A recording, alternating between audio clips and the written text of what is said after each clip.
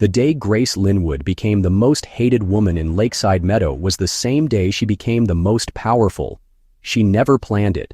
In fact, all she wanted was a quiet afternoon with her daughter by the water. Just a simple, healing moment. But a fine of $500 for fishing turned that peace into fire. It wasn't just the amount. It was the way the woman had said it, with her chin tilted, her designer sunglasses pushed high on her head like a crown. Fishing, she said coldly, was now prohibited. The regulation had been amended. Check your email. Grace didn't argue. She didn't scream. She packed up the rods, took her daughter's trembling hand, and walked home.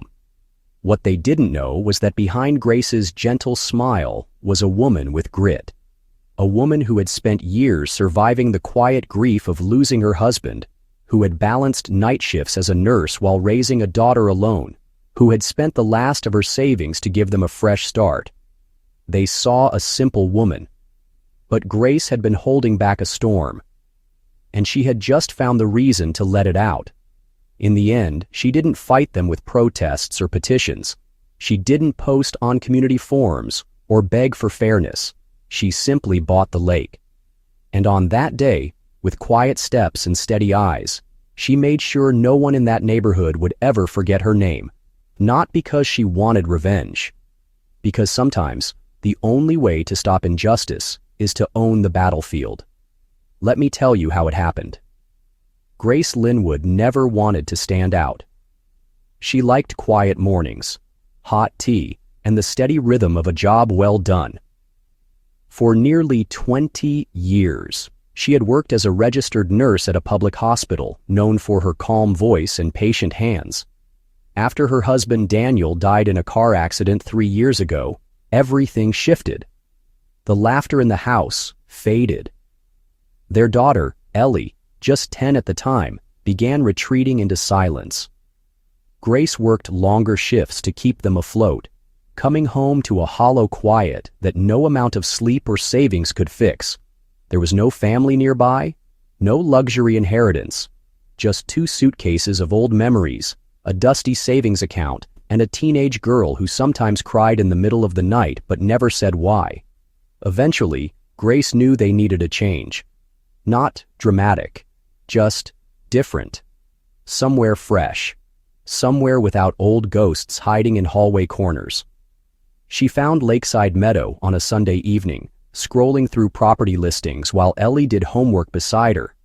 The listing showed modest homes wrapped around a small man-made lake. It looked peaceful, clean, safe. The kind of place where neighbors waved and kids rode bikes after dinner. The kind of place that promised a second beginning. The home they bought was one of the smaller ones.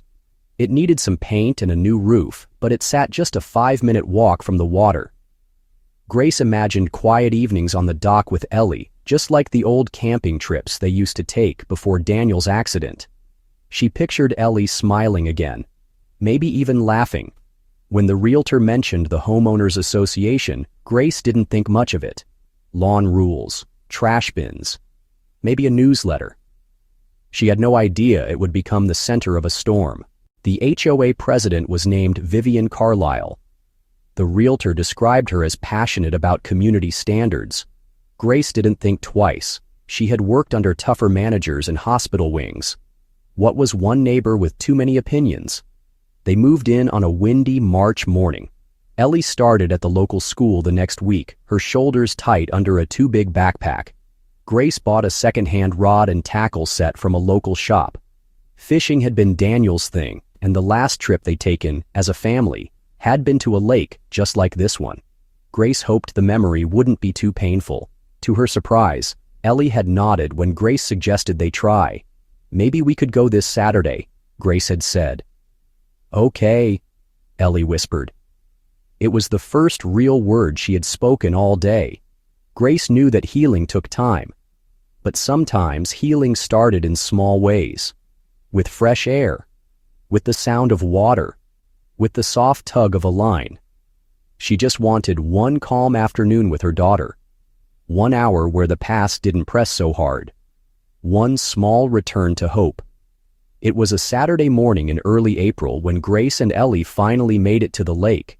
The sun was soft, the breeze carried the scent of pine and water, and for the first time in a long while, Ellie smiled without forcing it.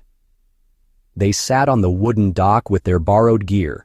Grace had packed peanut butter sandwiches and a thermos of warm tea. Ellie was focused, gentle with the rod in her hands, her brow furrowed in that same quiet concentration Daniel used to have when teaching her to cast a line. She caught a small perch after just 20 minutes. It wriggled in her hands before Grace helped her release it back into the water. Ellie looked up with a grin, her eyes bright. And then a voice interrupted the calm. "Excuse me, what exactly do you think you're doing?" Grace turned. A woman in her late 50s stood behind them, wearing immaculate white sneakers and a pastel windbreaker that probably cost more than Grace's entire wardrobe. Her hair was styled into a precise bob, her lips drawn in a tight, judgmental line. Vivian Carlisle. Grace had never met her in person, only seen her name in the HOA emails. But her presence was unmistakable. She held a tablet like it was a badge of office and stared at them as if they were graffiti on her clean walls. "We're just fishing," Grace replied, trying to keep her tone polite. "We live on Maple Lane, just moved in last month." Vivian didn't acknowledge the introduction. Fishing is not permitted in the lake. This is a private water feature, not a public park. Grace blinked. "I'm sorry, I thought," the realtor mentioned fishing was allowed. Vivian's tone sharpened. "That rule was amended last month. All residents were notified via official HOA communication. A fine will be issued. $500.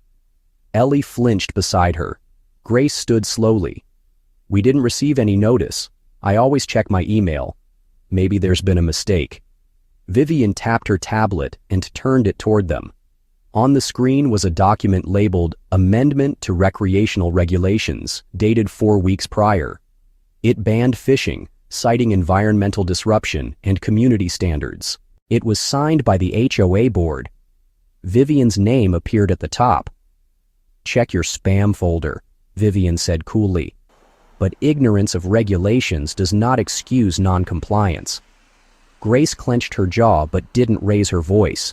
She could see Ellie shrinking again, her joy disappearing into the folds of her oversized jacket. "Can I ask what the reason is for the ban?" Vivian glanced toward their small tackle box, like it offended her. "Hooks can injure wildlife. Some residents have complained about the smell of bait and fish interfering with their enjoyment of the lake view." Grace followed her gaze. They had no open containers, no mess. Just a line in the water and a quiet child who had finally started to smile again. "We always clean up after ourselves," Grace said. "We practice catch and release." Vivian's expression didn't change. "Mrs. Linwood Lakeside Meadow maintains a certain atmosphere. Our community values tranquility and visual consistency. Some residents, particularly new ones, may find it challenging to adjust to those expectations." There it was. The tone. Not just rules, but something under the rules. Something pointed. Grace looked down at Ellie. The girl had gone silent again, her shoulders hunched, face turned toward the ground. "We'll leave," Grace said softly. "Just send me the details of the fine." Vivian's voice brightened with practiced satisfaction. "Wonderful. I trust there won't be any further issues." She turned and walked back up the path, her steps light on the manicured grass. Grace began packing the gear. Ellie wiped her eyes. "Why was she so mean?" the girl asked quietly. "We weren't hurting anything." Grace had no good answer. "Some people like rules more than they like people," she finally said. "Let's go home. I'll make pancakes." Later that night, Grace checked every folder in her inbox. No message, no amendment, no warning. Only silence.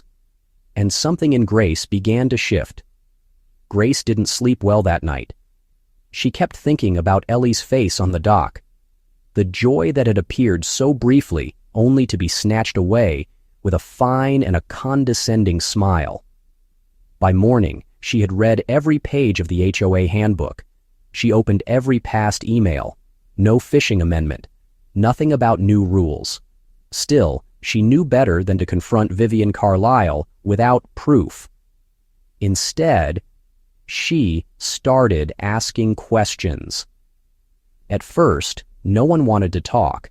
The neighbors waved politely, but their eyes darted elsewhere when she brought up the incident. Some were scared, some were loyal. Most just wanted peace, even if it came at the cost of silence. Then Grace met Evelyn Harper. Evelyn lived 4 doors down, a widow in her 70s with sharp eyes and a sharper memory. She invited Grace in for tea after overhearing her talking to the mailman about HOA fines. "So she got you too," Evelyn said, placing a floral teacup in Grace's hands. "Excuse me? Vivian, the fine queen. She slapped my grandson with a violation for leaving his scooter by the porch when he visited, then cited me for decorative wind chimes being a sound disturbance." Grace leaned in. "That can't be real." "It is. But it's never really about the rule, dear. It's about control." Evelyn opened a folder from her bookshelf. Inside were copies of HOA fines going back 5 years. Names, dates, pictures, all from different neighbors, all with Vivian's name at the top. "She's been HOA president for almost 9 years, Evelyn explained. "Technically there's supposed to be a rotation, but no one ever runs against her. She owns half the board, friends from her real estate company." "Real estate?" Vivian runs a luxury property firm, specializes in flipping distressed homes in upscale communities. And wouldn't you know, several families here have moved out after fines and violations piled up. Guess who bought 3 of those homes? Grace blinked. "Vivian?" "Under other names, of course. LLCs, different company shells. But it's all her. She pushes people until they give up, then buys low and sells high." Grace felt her stomach twist. The lake fine had been more than just a regulation. It had been a tool. "Do you know who owns the lake?" Evelyn nodded. "I checked the county records last year. It's technically owned by the original development company, Meridian Development. The HOA just leases it for 30 years. And that lease? Set to expire next month. I doubt most of the residents even know that." Grace stared at her tea, the pieces forming in her mind. "So, if the lease expires and the developer wants to sell, then someone with enough money could buy it," Evelyn finished, "and whoever owns it gets to decide how it's used. Fishing, walking, access, all of it." Grace stood up. Her pulse was steady, focused. Years as a nurse had taught her how to think under pressure. "Thank you, Evelyn. Are you planning something?" "I'm not sure yet," Grace said, "but I think I need to learn more." That night, after Ellie had gone to bed, Grace sat at the kitchen table with her laptop and a legal pad. She looked up Meridian Development. Small firm, mid-sized projects. And according to a business news article buried on page 7, they had just defaulted on a loan tied to a shopping center across the state. They were in financial trouble. Grace made a few discreet phone calls. A friend from her old hospital, now working in finance, agreed to help her quietly track the status of the lake lease. It was indeed due to expire in less than 40 days. And, word was, Meridian was considering selling the property to generate fast cash. Grace's friend warned her. These kinds of sales can happen under the radar, especially if a buyer wants it quietly. If you're interested, you'll need to act fast and stay quiet. Grace closed her laptop. The pieces were all there. Vivian had created the fishing ban not to protect the lake, but to start a narrative. She was preparing to make a move. Ban access, drive out opposition, buy the lake, control the community. But she didn't know that someone was watching her. Not someone loud, not someone political, just a woman who had lost too much already. Grace looked out the window toward the dark shape of the lake in the distance. They had taken Ellie's smile from her again. They would not take anything else. Grace knew she couldn't do this alone. She had the information, but information without support was just noise. And in a place like Lakeside Meadow, noise was something Vivian had mastered how to silence. Grace needed people, not many, just the right ones. Her first call was to Angela Rojas, a nurse assistant she had worked with briefly at the county hospital years ago. Angela lived just a few blocks over, a single mother with 3 young boys. Grace remembered how Angela had once brought dinner to a coworker who'd lost a spouse, without ever saying a word about it. That kind of person mattered. Angela met her at a coffee shop just outside the neighborhood, away from HOA ears. "I heard what happened," Angela said softly. "You got the fishing treatment." "So it's a thing now?" "It's how she tests you, Vivian. See how you react. Whether you'll comply or push back. If you comply, she marks you as weak. If you push back, she starts digging." Grace nodded. She felt the truth in those words. Angela leaned in. "I've been cited 6 times in the last 2 years. Noise complaints, trash bins not aligned, unauthorized paint on my mailbox post. None of it's real. I think it started when I requested a Spanish-translated version of the HOA notices." Grace wasn't surprised. "I'm not trying to start a war," Grace said. "I just want my daughter to feel like this place can be home." Angela looked at her for a long moment. Then she said, "What do you need?" "Names," Grace replied.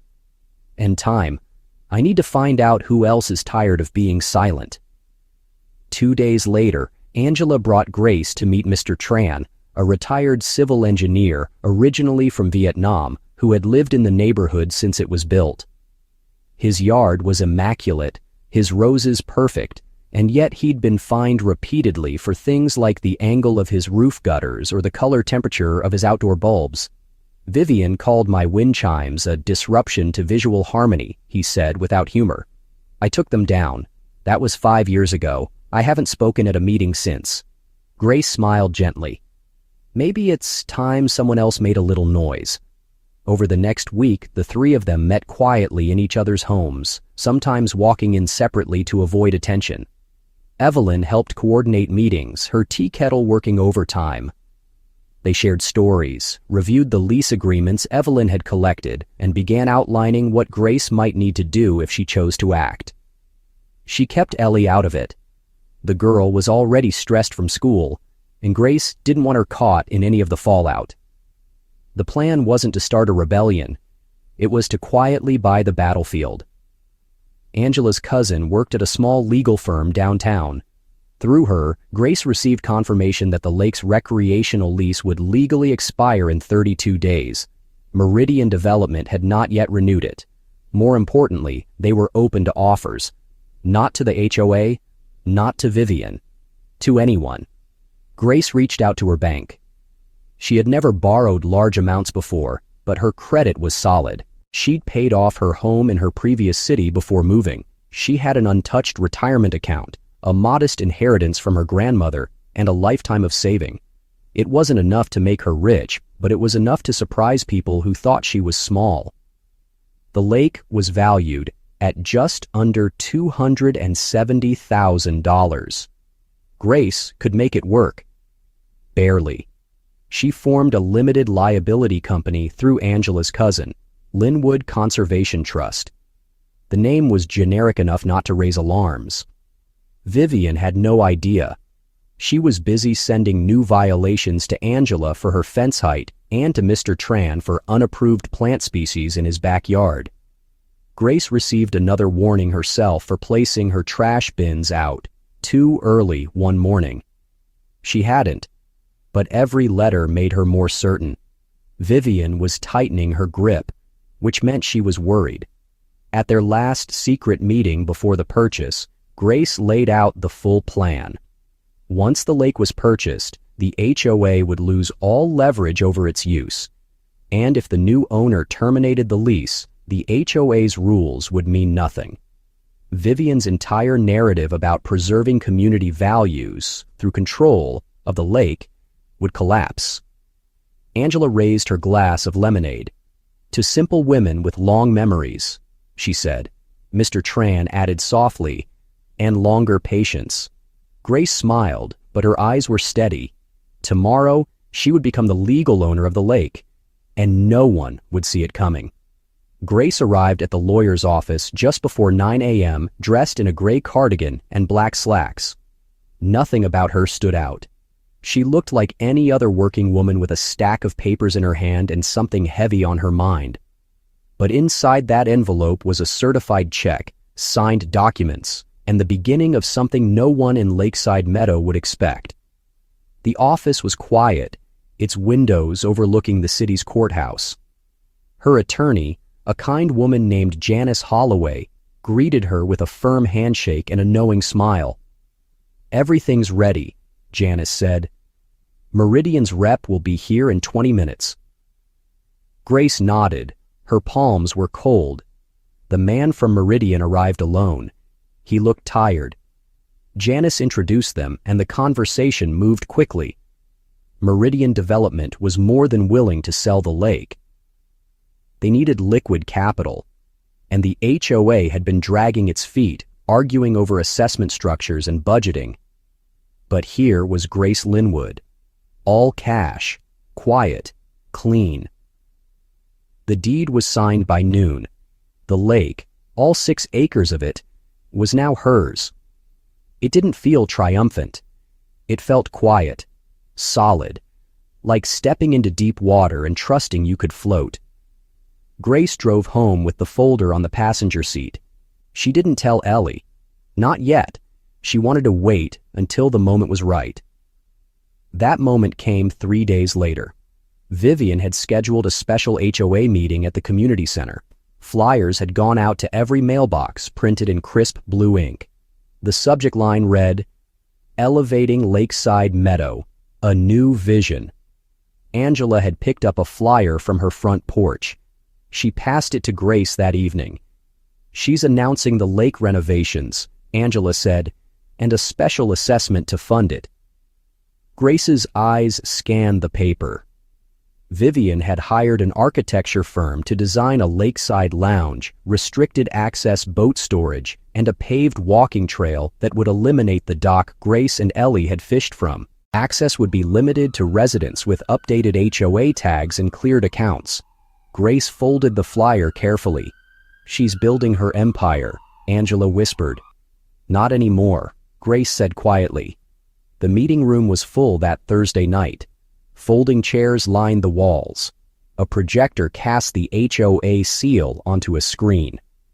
Vivian stood at the front in a navy blazer, flipping through slides. She spoke with the authority of someone who believed she could not be questioned. "For too long, the lake has gone underutilized," she declared. "We want to create a space that reflects the prestige of our neighborhood. These updates will enhance property values and bring our community closer." She clicked to the next slide. A digital rendering of a sleek wooden deck with lounge chairs and modern lighting appeared. The dock was gone. Fishing areas were gone. Grace waited until Vivian introduced the special assessment. $50 a month, billed for 2 years. Non-compliance would result in lien filings and suspended amenities. Grace raised her hand. Vivian paused. "Yes?" Grace stood. "I'd like to make a brief announcement. It won't take long." Vivian forced a smile. "This is an open forum, Grace. We'll discuss resident concerns after the presentation." Grace didn't sit down. Instead, she pulled a folder from her bag and handed it to Angela, who handed it to Mr. Tran, who handed it to another neighbor. Each folder contained 1 sheet of paper. A certified deed. The room began to shift. Whispers spread like wind. Grace stepped forward. "I'm sorry for the interruption, but what's being presented tonight no longer applies. The lake is no longer HOA property. It was never HOA owned, but now the lease has ended and the title has transferred." There was silence. "I am the new owner of the lake." Vivian's mouth opened, then closed. "This is absurd," she snapped. "The lake is under HOA management." "The lease expired 5 days ago," Grace said evenly, "and Meridian Development accepted my offer. Full cash. I now own the lake and the 10-foot shoreline perimeter." A woman in the back whispered, "Is that legal?" Janice Holloway stepped forward. "I'm Ms. Linwood's legal counsel. All documents have been filed with the county. Everything is above board." Vivian's face flushed. "You bought the lake? You?" Grace nodded. "I did. Under Linwood Conservation Trust." There were gasps, some murmurs of disbelief. Someone clapped once and then stopped. Grace turned to the room. "I didn't buy it to build anything. I bought it to protect it from being turned into something none of us wanted, and I will no longer allow it to be used as a tool for control." Vivian tried to recover. "The HOA still has recreational agreements. You can't just restrict access." "Actually," Grace said, "the lease had a clause allowing the owner to terminate early in the event of material neglect. The lake's environmental reports show runoff violations for 3 years. The lease was nullified as of this morning. And with that, Vivian's entire plan collapsed in front of the community she claimed to protect." Grace didn't gloat. She didn't need to. The lake was hers. And from that day on, the dock would stay. The water would remain open, but only to those who respected what it stood for. Vivian Carlisle did not take defeat quietly. Less than 48 hours after Grace revealed her ownership of the lake, the first violation notice appeared on her front door. It was printed on thick cardstock, sealed in a glossy HOA envelope, and cited Grace for improper mulch coloration in front flower beds. The next day, it was non-regulation curtain visibility from street-facing windows. Then, roofline gutter irregularity. Grace counted 5 separate violations by the end of the week. None of them had been mentioned before. None had changed since the day she moved in. She wasn't surprised. Vivian was retaliating. Ellie noticed it too. She came home from school unusually quiet. Grace asked if anything happened, but the girl just shrugged. Later that evening, while setting the table for dinner, Ellie spoke without looking up. "Someone told Brianna that we're troublemakers, that we're trying to ruin the neighborhood." Grace looked up. Who told her that? Her mom. Brianna said her mom was at the meeting. She said we don't belong here. Grace walked around the table and knelt beside her daughter. "You belong anywhere you decide to live. Don't ever believe otherwise." Ellie nodded, but her shoulders were tense. The next morning, Grace found her recycling bin turned over in the driveway, its contents spilled and photographed. Another violation appeared within hours. Angela got cited for an unapproved hose connection behind her shed. Mr. Tran received a letter warning him about a potential fire hazard due to the thickness of his rose bushes. Vivian was trying to tighten the leash, but something unexpected happened. Instead of dividing the residents, Vivian's pressure campaign began to unite them. A man named Curtis Young, who had lived in the neighborhood for 12 years without a single violation, received one for improper doorbell chime volume. He joined Grace's growing list of quiet allies. A woman named Leah Brooks, cited for a Halloween decoration still hanging in her garage, approached Angela at the grocery store and asked if there was a way to push back. Grace and her small group began meeting again, this time rotating between homes to avoid suspicion. Evelyn brewed tea. Mr. Tran brought printed neighborhood maps. Angela created a spreadsheet to track violations. They weren't loud. They weren't defiant. But they were organized. One night, Grace got a call from Janice, her attorney. "Vivian has filed a complaint with the mayor's office," Janice said. "She's claiming your ownership is invalid due to zoning restrictions. She's asking for an immediate administrative review." Grace didn't react. She had expected this. "Is there any merit?" "None," Janice replied. "But it's enough to delay things and make noise." Noise. That was Vivian's specialty. The next day, Grace noticed a white pickup truck parked across the street for over an hour. A man inside held a clipboard and a camera. She walked outside and waved. He drove away without responding. Later that week, she received a notice for mailbox height noncompliance. Grace brought the tape measure outside. The mailbox was exactly 42 inches tall, exactly within code. She took a photo and forwarded it to Janice. Another baseless citation, she wrote in the email. Then came the unthinkable. Ellie's bicycle, left leaning gently against the garage for less than 15 minutes, was photographed. A notice appeared later that evening.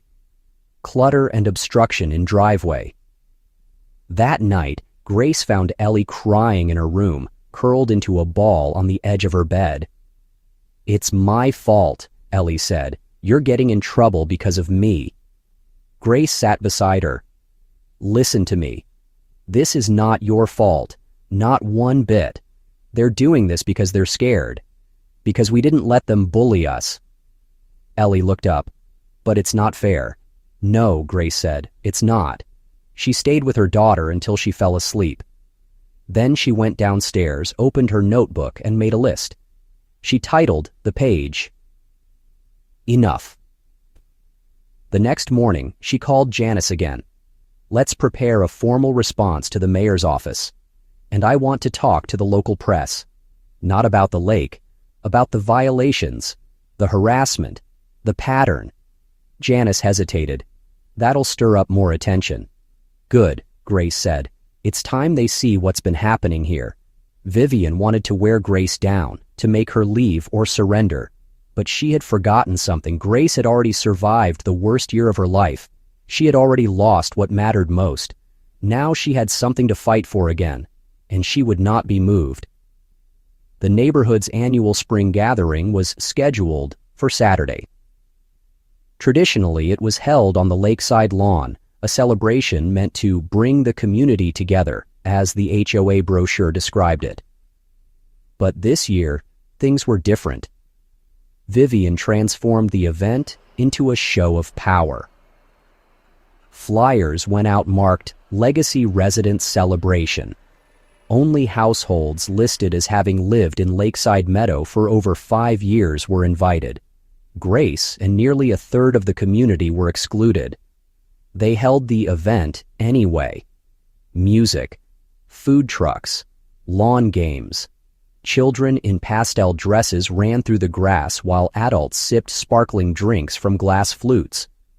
From her window, Grace could see it all. Dozens of people gathered around the lake she now legally owned. None of them had asked permission. She waited until the crowd was settled, music humming low through portable speakers, before walking across the lawn with slow, steady steps. She wore simple jeans, a white blouse, and a canvas folder in her hand. Angela and Mr. Tran walked beside her. Close behind came Janice, her attorney, and Officer Darnell, a community liaison police officer who had agreed to be present. Vivian saw her approach and hurried to intercept. "Grace, you were not invited to this gathering. This is a private HOA-sanctioned event." Grace didn't stop walking. "Actually, Vivian, there's been a misunderstanding. This entire gathering is taking place on private property." "Mine." Gasps rippled through the crowd. The music cut off. Vivian laughed once, sharp and brittle. "Don't be ridiculous." Grace handed the folder to Officer Darnell. He opened it, read silently, then gave a single nod. Grace turned to the crowd. "I want to be clear. I didn't come here to cause trouble. But as of 3 weeks ago, this lake and the land surrounding it, 10 feet in all directions, is no longer under HOA control. I am the sole legal owner." "You can't just say that," Vivian snapped. "The HOA has rights. We have agreements." Janice stepped forward. The previous lease was legally terminated due to environmental neglect. The HOA's usage rights have expired. Continued use without permission is considered trespassing. A murmur of concern passed through the guests. Some began gathering their children, stepping back from the shoreline. Grace lifted her voice. steady and calm. "You're welcome to stay for the next 15 minutes. After that, anyone still on this land will be violating state trespass laws. Officer Darnell will be enforcing that if necessary." Vivian's face was flushed with disbelief. "This is insane." "What's insane," Grace replied, "is using community funds to throw parties while threatening children for riding bikes. What's insane is punishing mothers for curtain color while secretly trying to purchase this lake for your own company." Vivian blinked. "That's a lie." "Is it?" Grace opened the folder and pulled out a second set of papers. "These are purchase offer drafts submitted by a holding company that traces back to your firm, Carlisle Property Group. You plan to buy this lake and turn it into exclusive private property. You just didn't think anyone would stop you." The crowd had gone silent. Evelyn stepped forward, holding a folder of her own. "Grace isn't the only one with records. I've kept every HOA notice for the last 5 years. I started noticing patterns, who got cited and who didn't. It's all here." Vivian's mouth opened, but no words came. Mr. Tran spoke next. "I was fined for flowers, for wind chimes. But my neighbor, on the board, had floodlights pointed into the street. No citation." Angela stepped beside him. "I was warned not to hang a flag for my son's school. When I asked why, I was told it wasn't aesthetically cohesive. I asked for that rule in writing. I never got it." One by one, voices rose. Neighbors Grace had never spoken to before stepped forward with quiet anger. And then someone shouted, "Maybe it's time we audit the board." Vivian turned toward the crowd, eyes wide. You can't seriously believe, but the tide had shifted. Not just because of Grace, because people had been waiting for a reason to speak, and now they had one. Officer Darnell glanced at his watch. "You've got 10 minutes, folks. Start gathering your things." The party ended not with shouting, but silence. Folding chairs were taken down. Balloons popped underfoot. Coolers were packed. No one looked at Vivian as they left. Grace remained by the dock, watching the water ripple in soft waves. She didn't smile. Not yet. This wasn't revenge. This was repair. And it had only just begun. By the following week, Lakeside Meadow was different. Not quieter. Not louder. Just different. There was a weight missing, like the neighborhood had been holding its breath for years and finally exhaled. Vivian didn't speak at the Monday HOA meeting. She didn't need to. The questions came without invitation. What happened to the party budget? Why did certain homes get cited while others didn't? How many properties had been sold below value and bought by companies tied to her name? A motion was proposed to review HOA financial records from the past 5 years. It passed almost immediately. Grace didn't attend that meeting. She stayed home with Ellie. They made cinnamon rolls from scratch and watched old videos of Daniel teaching Ellie how to cast a fishing line. His voice on the screen was soft and patient. Ellie leaned against her mother's shoulder, quiet but not withdrawn. A few days later, Grace filed a motion of her own. She offered to transfer the ownership of the lake to a newly created neighborhood trust, open to all residents, under 3 conditions. First, the current HOA board would dissolve and restructure with term limits, rotating leadership, and public voting. Second, a new ethics committee would be created, 3 residents chosen at random each year to review fines and citations for fairness. Third, all children in the neighborhood would have free access to the lake, with special fishing education programs open every summer. The room had gone silent when her proposal was read aloud. Not one person objected. A few nights later, Grace stood by the lake as workers installed a new wooden sign at the dock entrance. It read, "Ellie's Lake." A place to learn, remember, and heal beneath it, in smaller letters. Dedicated to families who need peace. Ellie had picked the wording herself. On the first Saturday of summer, Grace hosted a fishing day. Not a grand event, just a community invitation. Parents brought chairs, kids brought laughter. Some neighbors brought plates of food. A few brought apologies. Veronica Palmer, who once ignored Grace at the mailbox, approached her near the dock. "My daughter wants to learn how to fish," she said. She heard Ellie's part of the program. Grace nodded. "She's helping run it." Veronica hesitated. "I stepped down from the board last week. For what it's worth, I think this was overdue." Grace didn't offer praise, just a quiet, "Thank you." The next week, 2 more board members resigned. The following month, a new board was elected. Half of them were people Grace had never met before, and that made her feel something close to hope. Vivian tried one last move. She filed a civil claim, accusing Grace of damaging HOA value and community cohesion. The case was dismissed. The court cited the valid deed, the expired lease, and the overwhelming resident support. By fall, Vivian put her house on the market. It sat for months. No one wanted it. Grace never celebrated that. She didn't need to. Change had come, not with shouting, but with steady steps. 1 year after buying the lake, Grace stood at the edge of the dock again. Ellie sat beside her holding a fishing pole, swinging her legs over the water. "You think Dad would have liked it here?" Ellie asked. Grace looked across the lake, now calm and clear. He would have loved it. The sun dipped lower. Kids laughed behind them. Somewhere, a song played from a phone speaker. No one yelled. No one fined anyone for joy. For the first time in years, Grace felt like she wasn't just surviving. She was home. Months passed. The lake stayed quiet, clean, and open. Ellie's Lake, as the children now called it, became more than a body of water. It became a place of stories, of healing, of long afternoons spent casting lines and learning patience. The fishing program grew. Grace taught the basics, but Ellie led most of the sessions.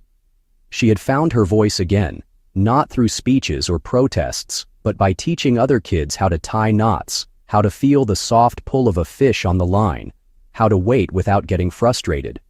More families joined the Saturday gatherings. Neighbors who used to stay behind fences now chatted freely. A group of teenagers painted benches along the path. Someone brought donuts every other week. The community was changing. It wasn't perfect. Nothing ever is. But it was better, and it was theirs. Grace never took a position on the new HOA board. She declined every nomination. Instead, she quietly advised from the edges, offered documents when asked, and answered questions when people knocked on her door. She had done what she came to do. Not just buy a lake, not just stop a bully. She had rewritten the system, not with anger, not with revenge, with knowledge, with timing, with the kind of power that doesn't shout, but lasts. A few months later, a reporter from a local magazine interviewed her for a piece on HOA reform. The final question was simple. What advice would you give to someone who feels powerless in their own neighborhood? Grace thought for a long time. Then she said, "You don't always have to raise your voice. Sometimes you just need to read the fine print, wait your turn, and know what really belongs to you." She smiled gently. "And if they try to take it away, buy the whole thing. Then change the rules for everyone. Because sometimes the quiet ones know exactly where to press. And they never forget how to build something better, especially when someone they love is watching."